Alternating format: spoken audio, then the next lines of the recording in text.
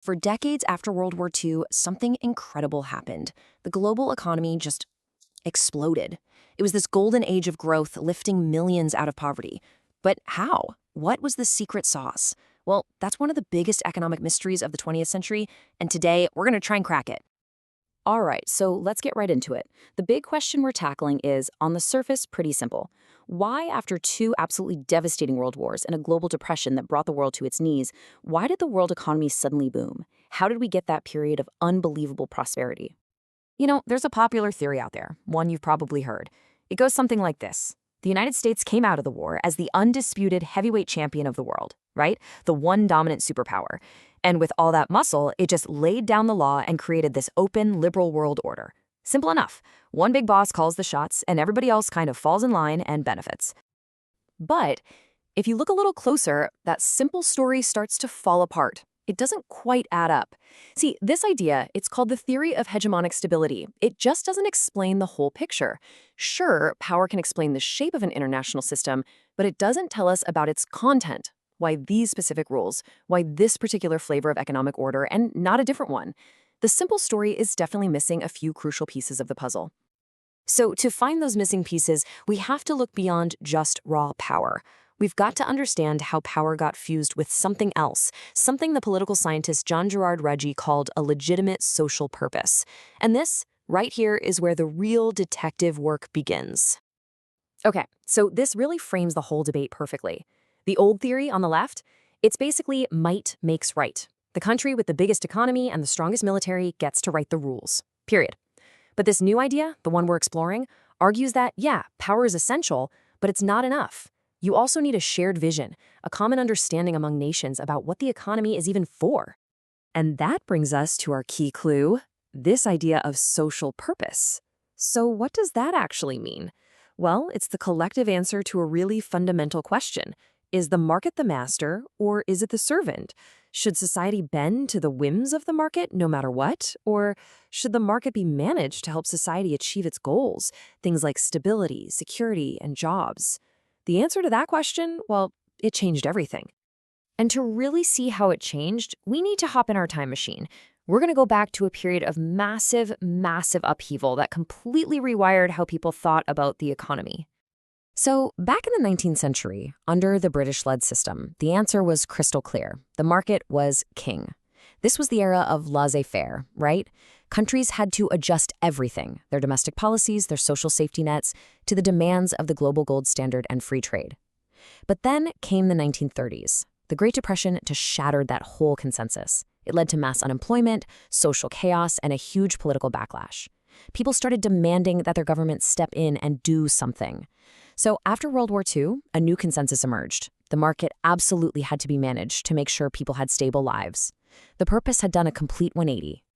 The historian Karl Polanyi put this so brilliantly.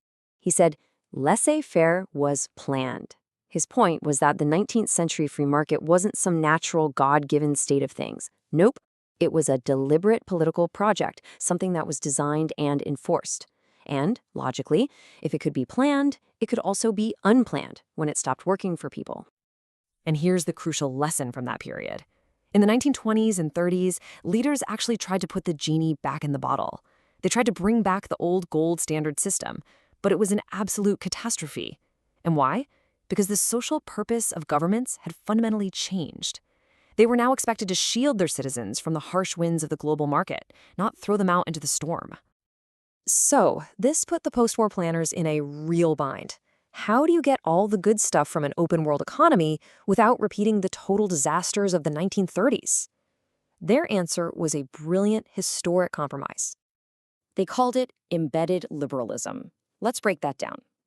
The goal was to bring back a liberal, open, multilateral world order. That's the liberalism part. But, and this is the genius of it, it would be embedded in a new social contract. What that means is they built in shock absorbers and safety nets. This allowed governments to chase their own domestic goals, like full employment and social welfare, without constantly being punished by ruthless global market forces. And you can really see the difference here. I mean, it was night and day. Under the old system, the gold standard was like a straitjacket. Your domestic policy had to bow to whatever the global markets were doing. But under embedded liberalism, Currencies were stable, sure, but they were also adjustable if you got into a crisis.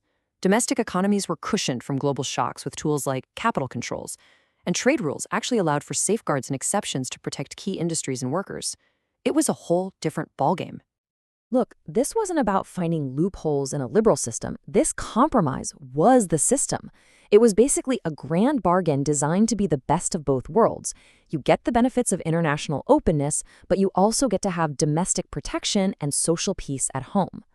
Okay, so if this system was really built on a shared idea and not just raw American power, how did it hold up when that power started to fade in the 1970s? This is the final and maybe most important piece of our puzzle. So in practice, this compromise shaped the economy in a really specific way. It encouraged a kind of safe globalization. It did this by promoting what's called intra-industry trade. Now, instead of one country making all the food and another making all the cars, which, by the way, creates huge winners and losers, you had something different. You had, for example, both Germany and France producing cars and machinery, and then just trading slightly different versions with each other. This gave you the gains from trade with way less social disruption. And as you can see, this less painful intra-industry kind of trade absolutely exploded during the post-war decades. It became the economic engine of the compromise, allowing for more and more openness without causing a huge political backlash at home. Which brings us right back to the big test. The simple power theory would predict that as U.S. dominance declined in the 70s, the whole system should have just collapsed into protectionism, a repeat of the 1930s. So, did it? The answer is no. It bent, for sure, but it didn't break. Instead of collapsing, the system adapted. It went through what Ruggie calls norm-governed change. What that means is that the specific rules of the game were renegotiated, but the core principle, that compromise of embedded liberalism, that stayed in place as the guiding norm. So here's how it worked. Step 1, economic power started to get more balance between countries. It wasn't just the US calling all the shots. Step 2, the old tools, like fixed exchange rates, were replaced with new ones, like floating exchange rates. But, and this is the absolute key, Step 3, the underlying purpose of balancing global openness with domestic stability, that held firm. So the big takeaway here is this. That shared idea, that shared purpose, was strong enough to survive the big shift in power. The commitment to that foundational compromise was the glue that held the whole system together, allowing it to adapt instead of shatter. Purpose, it turns out, can be just as important as power. And just like that, our mystery is solved. The secret to that post-war economic miracle wasn't just the might of a single superpower. It was the power of a shared idea, embedded liberalism. A truly revolutionary compromise that found a way to make the global economy work for societies, not against them. And all of this leaves us with one final and pretty urgent question for today. In our own era of global economic turbulence and deep political division, does that shared social purpose, that grand compromise that built the modern world, does it still exist? Well, that might just be the greatest economic mystery of the 21st century.